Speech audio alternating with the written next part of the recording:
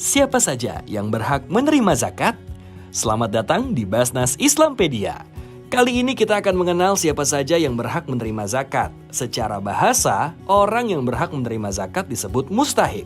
Siapa saja mereka? Menurut fikih yang tertera di dalam Al-Quran surat At-Taubah ayat 60 yang berbunyi, sesungguhnya zakat itu hanyalah untuk orang-orang fakir, orang miskin, amil zakat, yang dilunakkan hatinya atau mu'alaf, untuk memerdekakan hamba sahaya, untuk membebaskan orang yang berhutang, untuk jalan Allah, dan untuk orang yang sedang dalam perjalanan sebagai kewajiban dari Allah. Allah Maha Mengetahui, Maha Bijaksana.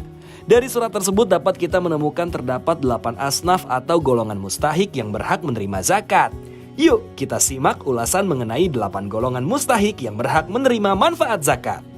Yang pertama, fakir. Mereka yang hampir tidak memiliki apa-apa sehingga tidak mampu memenuhi kebutuhan pokok hidup. Seperti saudara-saudara tunawisma kita yang sering kita jumpai di jalanan. Yang kedua, miskin. Mereka yang memiliki harta namun tidak cukup untuk memenuhi kebutuhan dasar untuk hidup.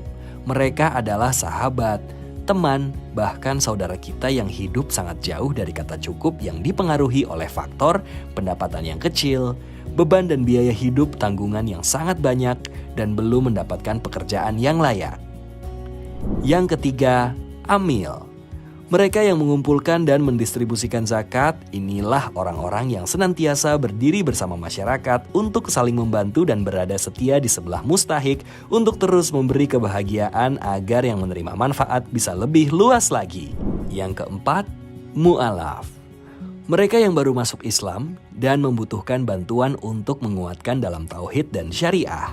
Merekalah yang telah terbuka hidayahnya untuk memeluk Islam sebagai jalan hidupnya. Yang kelima, hamba sahaya. Budak yang ingin memerdekakan dirinya. Di era modern sudah sulit untuk ditemui.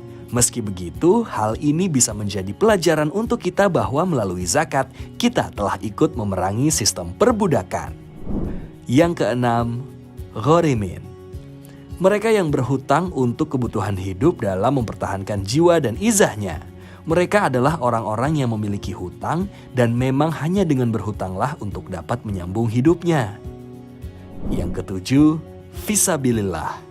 Fisabilillah adalah mereka yang berjuang di jalan Allah dalam bentuk kegiatan dakwah, jihad, dan sebagainya. Orang-orang inilah yang terus menebarkan kebaikan di jalan Allah tanpa pamrih. Yang kedelapan, Ibnu Sabil. Mereka yang kehabisan biaya di perjalanan dalam ketaatan kepada Allah.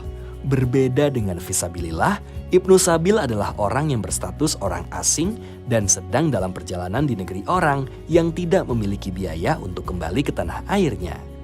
Dalam pendistribusiannya, Basnas menyalurkan zakat, infak, dan sedekah dalam berbagai bentuk yang adaptif atau menyesuaikan dengan kondisi mustahik.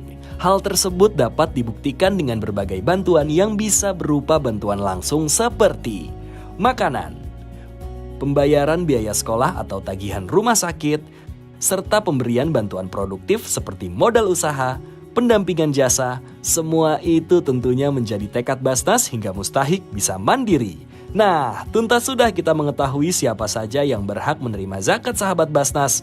Yuk, mari terus menjadi bagian dalam berbagi kebaikan untuk Indonesia yang lebih sejahtera.